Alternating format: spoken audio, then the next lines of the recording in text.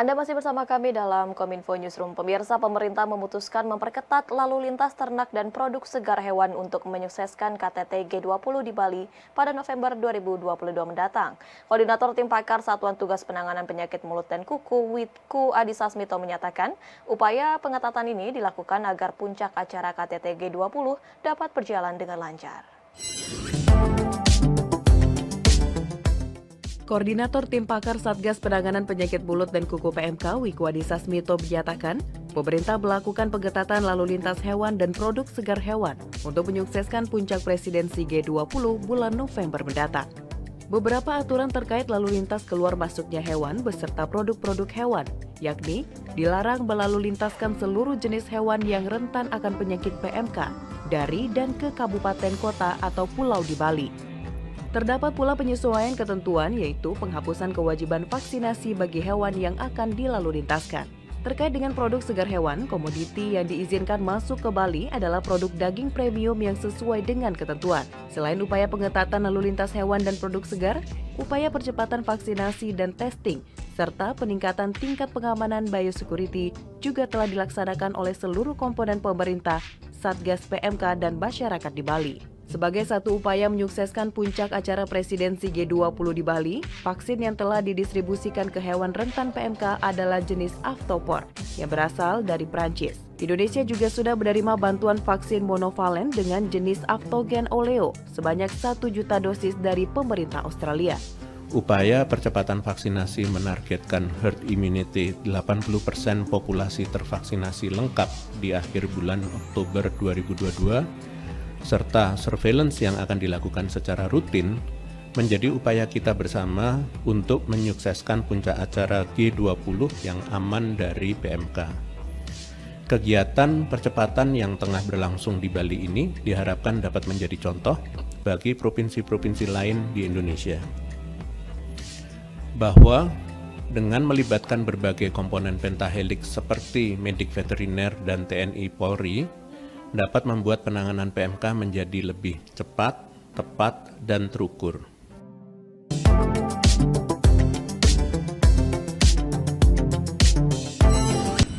Sementara itu, Satgas Wiku juga menyebut pemerintah mengambil sejumlah langkah-langkah untuk mencegah penularan penyakit mulut dan kuku di Indonesia. Salah satunya dengan mengimbau masyarakat untuk tidak lengah menjaga seluruh pintu masuk di Indonesia.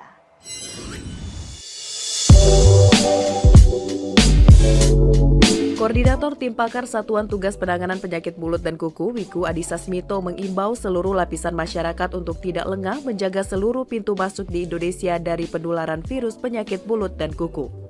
Wiku menuturkan Indonesia memiliki cukup banyak titik masuk dalam kegiatan lalu lintas hewan baik secara legal maupun ilegal, baik melalui jalur darat, udara, terutama laut. Banyaknya celah virus penyakit mulut dan kuku untuk masuk tersebut membuat otoritas yang berwenang dalam lalu lintas hewan ternak di setiap perbatasan memiliki peran yang sangat penting dalam melakukan screening data terhadap setiap komoditi yang masuk dan keluar dari suatu daerah. Namun screening tersebut tidak boleh hanya difokuskan pada kualitas dari produk-produk yang diperdagangkan. Screening dan pemeriksaan yang dilakukan juga harus memperhatikan manusia, kendaraan, dan barang-barang lainnya yang datang bersama hewan ternak tersebut. Terkait dengan media pembawa virus, perlu saya sampaikan bahwa virus dapat terbawa melalui bukan hanya hewan atau produk hewan, namun juga lewat menempelnya virus pada manusia, kendaraan, dan barang-barang lainnya. Hal ini membuat pentingnya penerapan tindak pengamanan biosecurity di titik-titik kritis untuk mencegah penyebaran penyakit ke area yang lebih luas lewat perpindahan manusia, hewan, produk hewan. Sementara itu, Direktur Pembinaan Jaringan Kerja Antar Komisi dan Instansi KPK Kartika Handaruningrum mendorong pentingnya kesadaran profesi hukum terkait dengan pencegahan tipikor dan tindak pidana pencucian uang. Menurutnya, profesi hukum memiliki peran sentral dalam upaya pencegahan tipikor dan tindak pidana pencucian uang. Indonesia melalui Anti-Corruption Working Group 2022 mendorong penguatan kerangka hukum dan supervisi profesi hukum dalam pencegahan tindak korupsi serta pencucian uang. Direktur Pembinaan Jaringan Kerja Antar Komisi dan Instansi KPK Kartika Handaruningrum Menuturkan pada ACWG tahun 2022, dokumen akan berfokus pada kerangka regulasi mengenai supervisi profesi hukum, tindakan supervisi profesi hukum, dan studi kasus. Menurutnya, profesi hukum memiliki peran sentral dalam upaya pencegahan tipikor dan TPPU. Profesi hukum kerap menjadi pihak kunci dalam perkara tindak pidana korupsi dan tindak pidana pencucian uang.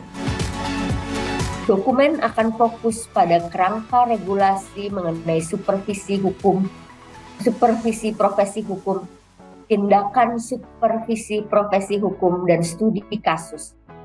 Secara global telah diakui bahwa profesi hukum memiliki peran sentral dalam upaya pencegahan tipikor dan TPPU. Profesi hukum kerap menjadi pihak kunci dalam perkara tindak pidana korupsi dan tindak pidana pencucian uang, karena adanya dan dimungkinkannya peran tersebut untuk membantu pelaku korupsi dalam menyembunyikan hasil kejahatannya. Oleh karena itu, KPK mendorong pentingnya kesadaran profesi hukum terkait dengan pencegahan tipikor dan TPPU. Selain isu mengenai kerangka regulasi dan supervisi profesi hukum dalam pencegahan korupsi dan pencucian uang, ACWG 2022 juga terdapat 3 isu prioritas, yaitu peningkatan peran audit dalam pemberantasan korupsi, partisipasi publik dan pendidikan anti korupsi, serta pemberantasan korupsi di sektor energi terbarukan.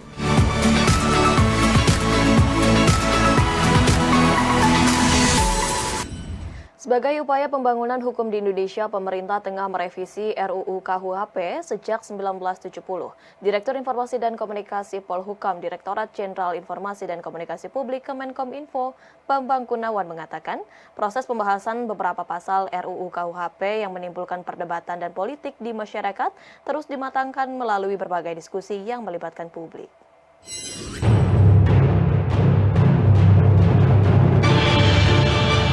Direktur Informasi dan Komunikasi Politik Hukum dan Keamanan Direktorat Jenderal Informasi dan Komunikasi Publik Kementerian Komunikasi dan Informatika, Bambang Gunawan mengatakan, Indonesia sebagai negara hukum yang berlandaskan Pancasila memerlukan sistem hukum nasional yang harmonis, sinergis, komprehensif, dan dinamis. Salah satunya adalah dengan merevisi Kitab Undang-Undang Hukum Pidana KUHP yang saat ini sedang dilakukan oleh pemerintah bersama DPR. Menurut Direktur IK Polhukam Bambang, pemerintah telah mulai merancang RUU KUHP sejak 1970. Namun karena berbagai dinamika politik dan sosial, sampai saat ini belum terrealisasi. Beberapa pasal RUU KUHP yang menimbulkan perdebatan dan polemik di masyarakat terus dimatangkan melalui berbagai diskusi yang melibatkan pihak termasuk masyarakat.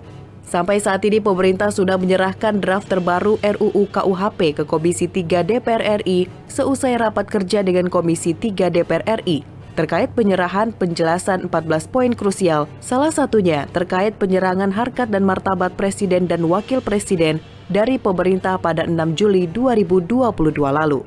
Pemerintah sudah menyerahkan draft terbaru rancangan Undang-Undang KUHP ke Komisi 3 DPR RI seusai rapat kerja dengan Komisi 3 terkait penyerahan penjelasan 14 poin krusial dari pemerintah pada tanggal 6 Juli 2022. Komisi 3 dalam hal ini, fraksi-fraksi akan melihat kembali penyempurnaan naskah dari pemerintah.